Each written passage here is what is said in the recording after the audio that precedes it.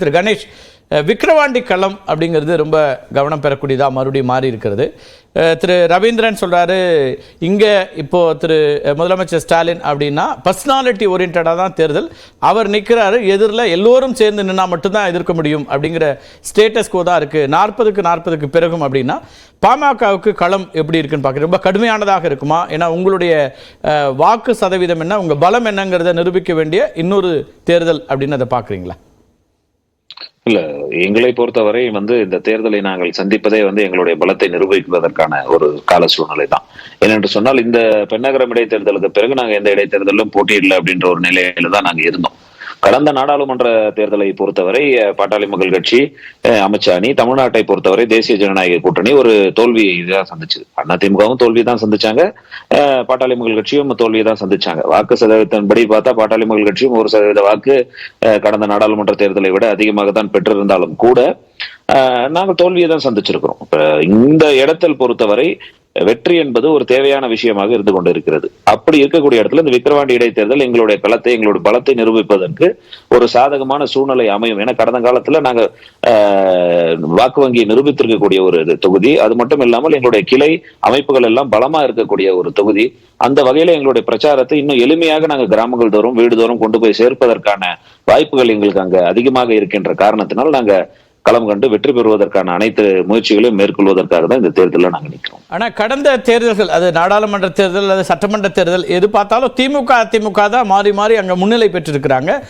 2019 அல்லது 21 எல்லாமே திமுக முன்னிலை பெறக்கூடியது. 2019 அதிமுக வெற்றி, ஆனால் அதுக்கு பிறகு வரக்கூடியதெல்லாம் திமுக முன்னிலை அப்படிங்கிற ஒரு இடம் தானே. இப்போ நடந்து முடிந்த தேர்தலில் 7000 வாக்குகள் திமுக கூட்டணி முன்னிலை, விசிகே போட்டியிருக்காங்க. அப்படிங்கும் போது அவங்களுக்கு அந்த அட்வான்டேஜ் இருக்கு. பிஜேபி கூட்டணி 3வது இடத்துல தான் இருந்தது, அதிமுக தான் நெருக்கமான போட்டி கொடுத்தாங்க. இல்ல, ஒரு தேர்தலுக்கும் அது ஒரு விதமா மாறும் இல்லையா? இப்ப நீங்க கடந்த முறையெல்லாம் பாத்தீங்கன்னா ஒரு இடைத்தேர்தலுமே பாத்தீங்கன்னா மிகப்பெரிய வித்தியாசத்துல எல்லாம் போயிருக்கிறாங்க ஆளும் கட்சியினரை பொறுத்தவரை. இது இடைத்தேர்தல் என்று பொறுத்தாலே பணம் மழையாக பொழியும் என்பது எல்லாருக்குமே தெரியும். அதுவும் அந்த மக்களுக்கு நல்லாவே தெரியும். அதனாலதான் ஆளுங்கட்சியை பொறுத்தவரை அவர்களுடைய அதிகாரம் இருக்கிறது, பணபலம் இருக்கிறது. இது எல்லாத்தையும் தாண்டி எங்களுடைய பலத்தை நாங்க நிரூபிக்கக்கூடிய காலகட்டத்தில் இன்னொரு முக்கியமான இருக்கு. திரு டாக்டர் அன்புமணி தொடர்ச்சியா சொல்றாரு, 2026லயும் நாங்கள் திமுக அதிமுகவுக்கான மாற்றான ஒரு அணி அமைக்கிறது தான் எங்களுடைய ஸ்ட்ராட்டஜி. அந்த அடிப்படையில் தான் கடந்த தேர்தலில் என்டிஏ அப்படின்னு எடுத்தோன்றாங்க. அப்ப நீங்கள் இப்போது பெறப்போகிற வாக்குகள் அப்படிங்கிறதும் 2026க்கான அடிப்படை அமைஞ்சிருது இல்லையா? நீங்கள் எதிர்கொள்ளக்கூடிய அல்லது உங்க வியூகத்தின் அடிப்படையில் குறைந்தபட்ச நம்பிக்கை ஏற்படுத்த வேண்டிய ஒரு வாக்குகளை பெறணும், வெற்றி பெறணும் அப்படிங்கிற ஒரு இடம் வருது இல்ல. மாற்று அரசியலை முன்னெடுக்க வேண்டும் என்பதற்காக பல முயற்சிகளை எடுத்த கட்சி தான் பாட்டாளி மக்கள் கட்சி. இது வரைக்கும் தமிழ்நாட்டில் எந்த கட்சியும் இத்தனை முயற்சிகளை எடுத்திருக்குமான்றது சொல்ல முடியாது. இத்தனை முயற்சிகளை எடுத்து எங்களை சுய பரிசோதனை செய்து கொண்டு ஏதாவது ஒரு புள்ளியில இந்த மாற்று அரசியலை மக்கள் புரிந்து கொண்டு அதற்கான அங்கீகாரத்தை கொடுப்பார்களா என்று எங்களுடைய முயற்சி தொடர்ந்து கொண்டேதான் இருக்கும். கடந்த தேர்தலை பார்த்தீங்கன்னா கூட அதன் அடிப்படையில தான் எங்களுடைய கூட்டணி தொடர்ச்சியான கூட்டணியாக தேசிய ஜனநாயக கூட்டணியிலேயே நாங்க தொடர்ந்தோம். அதை தாண்டி இன்றைக்கு இந்த இடைத்தேர்தல்னு வரும்போது இந்த இடைத்தேர்தலில் நாங்க களம் கண்டு எங்களுடைய பலத்தை நிரூபிப்பதற்கான சாத்தியக்கூறுகள் அதிகமாக இந்த தொகுதியில் இருக்கின்ற காரணத்தினால நாங்க நிச்சயமாக இதுல வெற்றி பெறுவதற்கான அனைத்து முயற்சிகளையும் மக்களை நம்பி நாங்க தேர்தலில் நிக்கிறோம். மக்களிடம் எங்களுடைய பிரச்சாரத்தை கொண்டு போய் சேர்க்க போறோம், வீடு வீடாக. மக்களை நம்பிதான் தேர்தல், இறுதி தீர்ப்பளிக்கக்கூடியவர்கள் மக்கள் தான். நாங்க மக்களை நம்பிதான் இந்த தேர்தலில் சந்திக்கிறோம். அதுல கூட்டணி என்பது எங்களுக்கு கூடுதல் பலம்.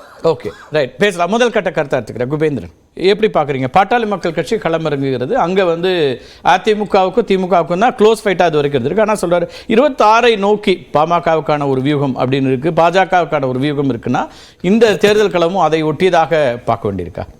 திமுக 200+ அப்படின்னு சொல்லி ஒரு தலைப்பு நீங்கள் சொல்லியிருக்கீங்க. அப்புறம் விக்கிரவாண்டி சொல்லியிருக்கீங்க. இப்போ 200+ 221 தொகுதிகளில் திமுகவுடைய வாக்கு உயர்ந்து இருக்கிறது.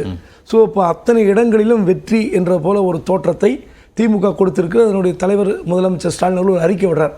ஸோ இது மட்டுமல்ல, இந்த வெற்றியை மட்டுமல்ல, வரப்போகிற இடைத்தேர்தல், அப்புறம் நடக்க போகிற உள்ளாட்சி தேர்தல் 2026 எல்லாத்தையும் வெற்றி பெறணும்னு இப்போ 40 பெற்று திமுக என்ன லாபம் என்ற ஒரு விமர்சனம் எழுந்திருக்கிற போது அதுக்குதான் அந்த மாதிரியான ஒரு எண்ணத்தை திராவிட முன்னேற்ற கழக தொண்டர்கள் வைத்துக் கொள்ள வேண்டாம். அவங்கள உத்வேகப்படுத்துவதற்காக நம்ம 221 தொகுதியில் முன்னாடி இருக்கிறோம், 2026 நமக்கான இடம் அப்படின்ற மாதிரி உத்வேகப்படுத்துகிறார். அது ஒண்ணு. ரெண்டாவது, இந்த நடந்து முடிந்த மக்களவை தேர்தல் என்பது யார் பிரதமர், முதலமைச்சர் ஸ்டாலின் கூட என்ன பிரச்சாரம் பண்ணாங்கன்னா டெல்லியில் யார் வரக்கூடாது என்பதை தீர்மானிக்கிற தேர்தல் இதைதான் முன்னெடுத்து கொண்டே இருந்தார். அதாவது ராகுல் காந்தி பிரதமரா மோடி பிரதமரா என்றால் தமிழ்நாட்டில் எல்லா சேனல் எடுத்ததில் 67% ராகுல் தான் டிக் அடிச்சிருந்தாங்க. அந்த அளவுக்கு மோடி எதிர்ப்பு பாஜக எதிர்ப்பு என்ற அலை தமிழ்நாட்டில் மையம் கொண்டிருந்தது. ஆனால் 2026 மோடி அலை, மோடி எதிர்ப்பு அலை, இல்லை பாஜக எதிர்ப்பு அலை இதெல்லாம் நீடிக்குமா, அப்படியே அவங்க வியாபித்து இருக்குமா? அப்போ களம் வேற. அப்போ மாநிலத்திற்கு யாரு தேவை, என்ன தேவை? இந்த 5 எடப்பாடி பழனிசாமி சொல்றாரு. ஆமா, 5 ஆண்டு கால ஆட்சியில் என்னெல்லாம் பிரச்சனை இருக்கு, அது எப்படி டீல் பண்ண போறாங்க? இன்னும் 2 வருஷம் இருக்கு திமுகக்கு. அது எதெல்லாம் சரி செய்ய போறாங்க? மக்கள் நலத்திட்டங்கள் என்று பார்த்தீங்கன்னா திமுக ஆல்மோஸ்ட் எல்லாமே செஞ்சிட்டாங்க. இன்னும் இருக்குது 1-2 தான். அதையும் செஞ்சிட்டாங்கன்னு வச்சுங்களேன், எதுவுமே இருக்காது. ஸோ இப்போ திமுகக்கு இந்த மக்கள் நலத்திட்டங்களால் மட்டுமே வாக்களித்து விடுவார்களா? கூட்டணி பலம், நலத்திட்ட உதவிகள் இது மட்டுமே போதுமா? அதை உடைப்பதற்கு நாங்க களத்தில் இறங்குறாங்க கணேஷ். ஆமா, நாங்க எங்களுடைய வாக்கு பலத்தை காமிக்க முடியும்னு பாமகவுக்கும் ஒரு நம்பிக்கை சொல்லுதாங்க. இல்ல, பாட்டாளி மக்கள் கட்சியுடைய கோட்டை அது. அந்த விழுப்புரம் மாவட்டத்தில் அது விக்கிரவாண்டி என்பது அங்க இருக்கிற சாலை மறியல் போராட்டத்தில் இறந்த தியாகிகளுக்கு இதெல்லாம் வச்சிருக்காங்க. கண்டிப்பா அது ஒரு கோட்டையாக தான் இருக்கும், அது வரல. ஆனால் இந்த திமுகவுடைய இந்த மாதிரியான பிரச்சாரம் எதிர்க்கட்சிகளை பலவீனப்படுத்துகிற ஒரு வியூகம் தான்.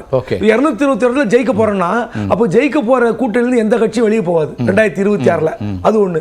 ரெண்டாவது, ஒருவேளை எதிர் அணியில் இருக்கிற முக்கியமான தலைகள் என்ன பண்ணுவாங்கன்னா, சரி நம்ம ஜெயிச்ச பிறகு ஒருவேளை திமுக கலைஞர் செய்யாத சாதனையை ஸ்டாலின் செய்து விடுவாரோ, அவர் செய்து விட்டு போய் நம்ம அங்கே கட்சியில் இணைவதற்கு முன்பாக இணைந்து விடுவோம் தேர்தல் அப்படின்னு கூட ஒரு சலசல போகிறோம். எங்கெங்கெல்லாம் என்னெல்லாம் ஓட்டம் இருக்கோ அதெல்லாம் திமுக பயன்படுத்தும். இந்த மாதிரியான வியூக வகுக்கும் போது பாட்டாளி மக்கள் கட்சி பாஜக தொடர்ந்து கூட்டணியில் இருக்குமா? இன்னைக்கு அறிவிச்சிட்டாங்க, பாஜக அறிவிச்சிட்டாங்க இருக்கலான்னு.